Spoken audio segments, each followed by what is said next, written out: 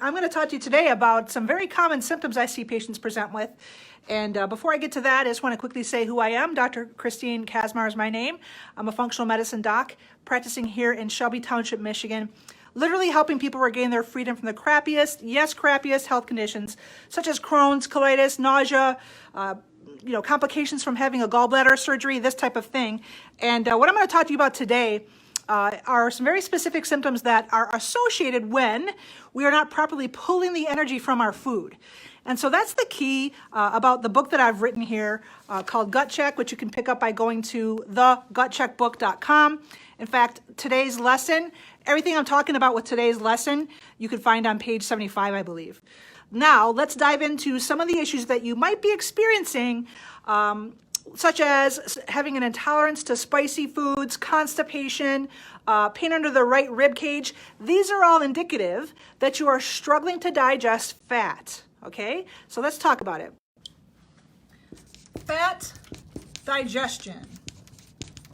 This is what we're going to talk about. Some common symptoms that you are struggling with fat digestion. Some common symptoms, all right? This might be you. Some common symptoms associated with fat digestion issues or digestive problems are intolerance to spicy foods, oily foods, fatty foods, pain under the right rib cage, constipation, this is a big guy, as our inability to conceive. This is men too, all right? This is both men and women. Women get blamed a lot for this, okay? This is both. And then obviously carrying the baby to term as female only. And another thing that people experience a lot is hair loss, okay? Hair loss. So this is all on page 75 in my book. To check out my book, go to thegutcheckbook.com, pretty simple. But let's break these down. First up, we got intolerant to spicy foods, fatty foods. Why does it have anything to do with a weakness to digesting fat? Well, first of all, it all can be traced back to stomach acid. Again, this is in my book quite a bit as well. I'm talking a lot about stomach acid and undigested food. It's all in there, okay? So when you don't have proper stomach acid, and by the way, nobody makes too much stomach acid. Stomach acid is huge. My gastroparesis peeps, they seem to think, a lot of them, that they're making too much acid, and I understand why they may think that, because they're having it come up into their throat, and it hurts, right? Same thing with those having heartburn or any kind of GERD or esophagitis. Any of these issues, I get what you are saying, which is that you feel the acid, therefore you inherently think that you're making too much of it. No, that's not what happens. What happens is that when there's a complication to the valve that separates the esophagus from the stomach, called the lower esophageal sphincter, when that valve, that suction cup, if you will, when it's no longer secure, when it's more loose or flaccid, like a stretched out rubber balloon, right? Then the contents of the stomach can move up into the throat, into the esophagus, and then the throat. That's what the burn is coming from. In addition to that, when you have a compromised stomach mucosa, that's also going to create a burn sensation, you understand? The human body is brilliant. All about that is in my book as well. The human body is brilliant, okay? Your digestive system is brilliant. I talk about that here. To think that we make too much stomach acid is just to be parroting what the medical doctors are saying, and they're parroting what the pharmaceutical rep is saying. Every single thing I have up on that board, whether it's coming from an intolerance to fatty foods or too oily of foods or pain under the right rib cage, whatever the case is, understand that there's only one thing that's going to provide the human body with energy, and that is food, okay?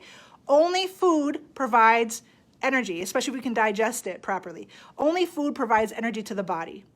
Prescription medications can never do that. So when you have an intolerance to fatty foods, that's a low stomach acid issue. We need to look at correcting that.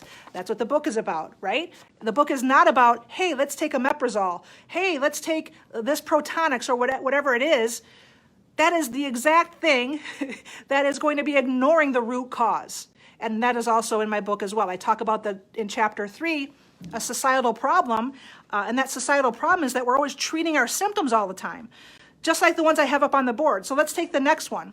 Pain under the right rib cage, okay? Well, this is under the right side usually for people, not always, but usually would be the right side because that's the side of the liver And when we're talking about fat metabolism, we have to be talking about the liver. In fact, the liver is the quarterback of the gut and is instrumental in virtually every single process inside the human body.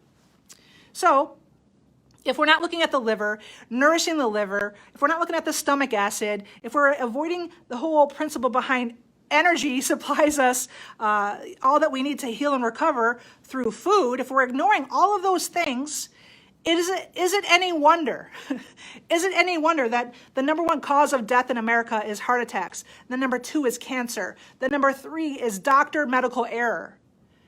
Is that a shock that the 3rd leading cause of death in America is doctor error? It's not a shock to me because this medical model is broken. They're never talking to you about how food heals. So when you go in there with right-sided pain, when you go into your doctor with an intolerance to oily foods, when you go into your doctor because you're exhibiting hair loss and or having a hard time carrying a baby to term or whatever these things are, and your medical professional's answer or solution to that is more drugs or let's lop off the gallbladder or take out other different important organs, is it any wonder that the 3rd leading cause of death is medical error? It's not a surprise to me that 250,000 people, 250,000 people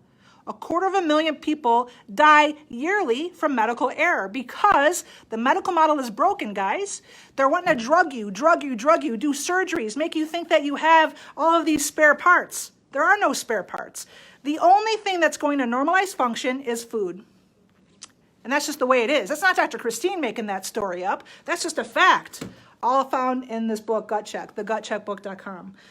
So, why is constipation a symptom connected to fat digestion problems? The answer is this: low stomach acid. Because again, the most acidic thing in the human body is stomach acid. Necessary, by the way. Stomach acid is essential, by the way, to digest protein and to absorb minerals. Okay? Now, those people who are having that right-sided pain, intolerance to spicy foods, all of these other things, these are the same people, many of them, are popping Tums, are popping omeprazole, are popping these antacids, right? That's going to lower the stomach acid, meaning demolish it, make it more alkaline, in fact, making it less acidic. Now, when the contents of the food from the stomach enter the small intestine, one of the points of the bile is to neutralize that acid. Bile has a magical thing that it does. It, one, neutralizes the stomach acid because the most alkaline thing in the human body, I should say, is the bile. The most acidic thing in the human body is stomach acid. Bile is going to neutralize that stomach acid, as well as bile is going to begin the process of digesting fat. You see? So if we don't have enough stomach acid coming into the small intestine, now the body has a sensor to really shortcut the whole visual, really. The body has a sensor that recognizes, hey, there's not a lot of acid coming in here into the small intestine. Therefore, I don't need to squirt in as much bile as I might have otherwise done. Therefore, we are going to not have a really good process of digesting fat at all because that whole process has been dampened. That whole process has been tinkered around with by taking an antacid. I know that this can sound complex, but just suffice it to say that the body's chemistry is brilliant, it's magical, it's majestic, it's smarter than any medical doctor. The best doctor of all resides within you. So if you have an acidic issue, if you have GERD or reflux or gastroparesis, any of these things, understand that it's not because you're making too much acid. The body will shut that sequence off immediately. Rather, it's because your mucosa is compromised. Rather, it's because that lever, that valve separating the stomach from the esophagus, the lower esophageal sphincter is compromised. That's why we need to be correcting that with mucus-forming herbs that I carry, such as slippery elm, papaya leaf, that is, marshmallow root. These are the things that are necessary to replenish that. And to kick off the stomach acid, to improve that, guess how we do that? Guess how we make more stomach acid? Well, number one, consider what you are doing when you are taking an antacid.